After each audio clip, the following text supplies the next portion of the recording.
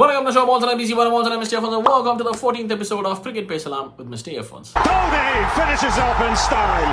India lift the World Cup after 28 years. Match number 46 between Punjab Kings and Gujarat Titans. Gujarat Titans க்கு இது ரொம்ப crucial match because இந்த 2 points அவங்க எடுத்தாங்கன்னா நிறைய டீம்ஸ் வந்து 12 பாயிண்ட்ல சலம்பிட்டு இருக்காங்களா அந்த டீம்ல போய் ஜாயின் ஆவாங்க and they'll be very much in contest for the top 4 spot அப்படிங்கிற மாதிரி. But nevertheless இங்க பஞ்சாப் வந்துட்டு ஆல்ரெடி டேபிள் டாப்பர்ஸ் தான். பட் nevertheless டாமினேட் பண்ணிட்டு ஒரு தோல்வி கூட பார்க்காத பஞ்சாப் போன மேட்ச் வந்து ஒரு மேட்ச் தோல்வி பார்த்துருக்காங்க. ஸோ அந்த தோல்வி இன்னும் கண்டினியூ ஆகக்கூடாதுங்கிற ஒரு ஆட்டிடியூட்லேயே வருவாங்க. ஸோ அந்த மைண்ட் செட்டில் பஞ்சாப் வர இந்த பாயிண்ட்ஸ் எடுக்கணும்னு சொல்லிட்டு குஜராத் வர டாஸ் வந்து குஜராத் ஜெயிச்சு பஞ்சாபை பேட்டிங்க்கு விடுறாங்க. ஓகேவா? ஹேவிங் சைட் தட் பஞ்சாப் பேட்டிங்க்கு ஃபர்ஸ்ட் வராங்க. வழக்கம் போல் நம்ம 200, 250, 260 அப்படிங்கிற மாதிரி பேசுவோம் தெரியுமா? அப்படி இல்லை. ஓகே, இந்த வாட்டி இந்த ஒரு 4 நாளைக்கு முன்னாடி நான் ஒரு வீடியோ புலமை போட்டிருந்தாங்க. சரியா? ஐபிஎல் இஸ் கெட்டிங் இரிட்டேட்டிங் அப்படிங்கிற மாதிரி எப்போ பார்த்தாலும் பேட்ஸ்மேன் ஃபேவராகவே எல்லா விக்கெட்டும் இருக்குது, பவுலர்ஸ் என்னெல்லாம் பண்ணுவானுங்க அப்படி மாதிரி புலமை ஒரு நிமிஷம் வீடியோ போட்டிருந்தேன். அது பார்க்காத ஷார்ட்ஸில் இருக்கும், பாருங்கன்னு சொல்லிக்கிறேன். But nevertheless this is what I was talking about. ஈக்குவலாக வைங்களா விக்கெட் ஈக்குவலாக வச்சா மேபி 230, 240, 250, 216 ஸ்கோர் வராமல் இருக்கலாம். பட் 160, 180 வந்தாலும் மேட்சஸ் டைட்டாக போகும்டா. அதுதான்டா நல்லா இருக்கும், அதுதான்டா கிரிக்கெட், அதுதான்டா த்ரில்லிங்காக இருக்கும், இதுதான்டா பொம்மை கிரிக்கெட் விளாட்ற மாதிரி இருக்குங்கிற மாதிரி நான் புலம்பி தள்ளியிருந்தேன் அந்த வீடியோவில். அதுக்கு ஏற்ற மாதிரி இன்னைக்கு கிடைச்ச விக்கெட் வந்துட்டு பவுன்ஸ் வேரியேஷன்ஸ் இருக்குதுன்னு சொல்கிறாங்க. பவுலர்ஸ்க்கும் பேட்ஸ்மேனுக்கும் ஈக்குவலாக ஃபேவர் பண்ணுற மாதிரி விக்கெட்னு சொன்னோன்னா look at how the match kept shifting back and forth அந்த மாதிரி. பிகாஸ் பஞ்சாப் 264 வந்து அசால்ட் அடிச்சுட்டு ஒரு ஓவர் ஸ்பேல் அடிச்சுட்டு போன டீம் இன்னைக்கு திணறாங்க. 36 for 4, 47 for 5, பாதி டீம் காலி. அவ்வளோதான் காலி. வந்தவொடனே சிராஜ் ஓவர்லேயே 2 விக்கெட் எடுக்கிறாப்புல ஆன ஹேட்ரிக்கு. அதுக்கப்புறம் இந்த பக்கம் வராரு, ரபாடா ஒரு விக்கெட்டை போடுறாரு. அதுக்கப்புறம் இங்கே வராரு, ஜேசன் ஹோட்டர் 2 விக்கெட்டை போடுறாரு. அடிச்சு பிடிச்சி பாதி டீம் காலி. பிரியான்ஷாரியா காலி, பிரப்சிமரன் காலி, அப்புறம் கூப்பர் கான்லி காலி, ஸ்ரேயசர் காலி, நேஹல் வதர் காலி, டாப் 5 காலி. ஓகே, இந்த matter of 7 to 8 hours score வந்து நான் சொன்ன 47க்கு 5 விக்கெட் காலி. அதுக்கப்புறம் என்னடா ஆச்சுங்கன்னு பார்த்தா முடிக்கிறது பார்த்தீங்கன்னா 163 for 9 முடிக்கிறாங்க.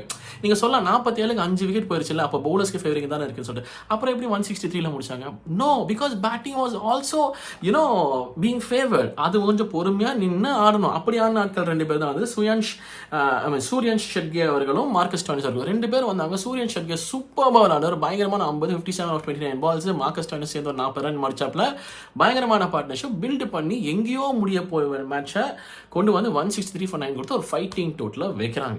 செகண்ட் இன்னிங்ஸ் வந்த குஜராத்தும் நான் சொன்ன மாதிரி 19.5ல தான் அவங்களால அந்த மேட்சை முடிக்க முடிஞ்சிருக்கு. தோ they were playing very comfortably. Sai Sudarshan வந்து பயங்கர கம்ஃபர்டபுளா இருந்தார். மனுஷர் 50 வரை போட்டாரு.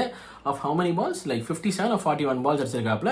ஜாஸ் பட்லர் 20+ runs அப்படி இப்படின்னு சொல்லி போயிட்டு இருக்காரு. பட் கடைசியில் வாஷி தான் வந்து ஃபினிஷ் பண்ணி கொடுத்தாப்ல. சார் பட் nevertheless நான் என்ன சொல்ல வரேன்னா, ஒரு மாதிரி கம்ஃபர்டபுளாகவே விளாண்டு போன மாதிரி தான் இருந்துச்சு மேட்ச். பட் திடீர்னு பார்த்தா லாக்காய் கடைசி ஓவருக்கு 11 ரன் வந்து நிற்கிறாங்க. ஓகே, நான் இதை பிகாஸ் நான் மேட்ச் பார்த்தே தான் இருந்தேன். ஒரு மாதிரி மெதுவாக போய் ஜாலியாக கம்ஃபர்டபுளாக போன மாதிரி இருந்துச்சு. இவங்க விட்டுட்டாங்களா இல்லை அவங்க திடீர்னு இழுத்து பிடிச்சிட்டாங்களா என்னன்னு தெரியல. But yeah, 163 was, chased down only in 19.5. It was a very thrilling end. Okay, so இதுதான் நான் சொல்கிறேன். இப்படி பேலன்ஸ்டாக இருந்தால் it is always fun and exciting to watch cricket.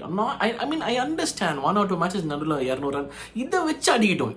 இதை வச்சு அவங்க 200 திறமை தான் அடிச்சுக்கிட்டோம். இப்போ இவங்களே வந்துட்டு இன்னைக்கு ஸ்டார்டிங்கில் ப்ராப்ளம் பிரியான்ஷாரியா அவங்கெல்லாம் ஃபெயில் ஆகலாம், மேபி 200 அடிச்சிருக்கலாம்.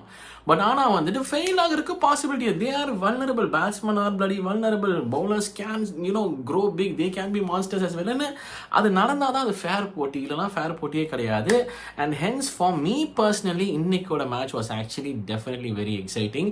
பார்க்கும்போது லொட்டுன்னு தள்ளிட்டு இருந்த மாதிரி தான் இருந்துச்சு. பட் எண்டு போயிட்டு என்னடா மேட்ச் இப்படி போகுதுங்கிற மாதிரி போச்சு. That is the kick we as cricket lovers are expecting. So I wish இன்னைக்கு வர பிக்சர்ஸும் வந்து பிகாஸ் அந்த பிஸ்னஸ் எண்ட் ஆஃப் த டோர்னமெண்ட்டுக்கு வந்துட்டோம். கொஞ்சம் மேட்சஸ் வந்துட்டு ஒவ்வொரு மேட்சோட விக்டரியும் வந்துட்டு பயங்கர க்ரூஷியலாக இருக்கும்போது இந்த மாதிரி ஈக்குவல் விக்கெட்ஸ் கொடுத்தாங்கன்னா I think it will be ஒரு பயங்கர த்ரில்லராக பார்க்குறவங்களுக்கும் நல்லா இருக்கும், விளாட்றவங்களுக்கும் நல்லா இருக்கும் மாதிரி தோணுது. ஸோ லெட்ஸ் வெரி வாட்ச் சொல்லிக்கிறேன். பட் nevertheless ஒரு 2 பேரை நான் மென்ஷன் பண்ணணும்னு நினைக்கிறேன். பயங்கரமாக உசுரை கொடுத்து ஆடுறவங்க நான் பார்த்தேன். அதில் வந்து ஒருத்தர் வந்து நிஷாந்த் சிந்து அவர்கள். நான் வந்து இது உசுரை கொடுத்து ஆடுறதுன்னு சொல்கிறது வந்து ஃபர்ஸ்ட் ஓவரில் ஒரு பயங்கரமான கேட்ச் எடுத்தா அப்படி டு கெட் ரிட் ஆஃப் பிரியான்ஷாரியா நம்ம சிராஜ் அவர் போலிங்கில் தேர்ட் மேன் ஏரியால பயங்கரமான வந்து விழுந்த டைவிங் கேட்ச் மாதிரி எடுத்தா அப்படி. It's a very amazing catch. And ஒரு டெபியூட்டானுக்கு அவ்வளோ சீக்கிரம் 2வது பால் அவ்வளோ பெரிய கேட்ச் வந்து அவ்வளோ நியூ பாலில் பிடிச்சிட்டு சுற்றி விழுந்து எந்திரிச்சு ப்ரெஷர்லாம் பார்த்து தாண்டிலாம் வந்து பிடிக்கிறதுலாம் அவ்வளோ ஈஸி கிடையாது. So he did that very well. And also batting வரும்போது மனுஷன் வந்துட்டு ஒரு 15 ரன்ஸ்க்கு அவுட் ஆகிட்டாப்ல. பட் ஆனால் வந்துட்டு ஒரு புல் ஷாட் அடிச்சா அப்படி செம்ம புல்லு, செம்ம ஸ்டைலிஷாக செம்மையாக இருந்தார் பார்க்குறதுக்கு. I think he's a very very potential player and I think GT will probably use him really well அப்படிங்கிறது தோணுது. So I'm looking forward to him அப்படின்னு சொல்லிக்கிறேன் நிஷாந்த் சிந்து அவர்கள். இந்த பக்கம் வந்துட்டு வைஷாக் மனுஷன் ஃபீல்டிங் பவுலிங் உசுறு கொடுக்குறா அப்படி எவ்ரிதிங். டைவை போடுறாரு, இது பண்ணுறாரு, அது பண்ணுறாரு, பவுலிங்கை போடுறாரு, வெறியாரு எக்ஸெட்ரா எல்லாருமே கஷ்டப்பட்டாங்க, எல்லாருமே உழைச்சாங்க.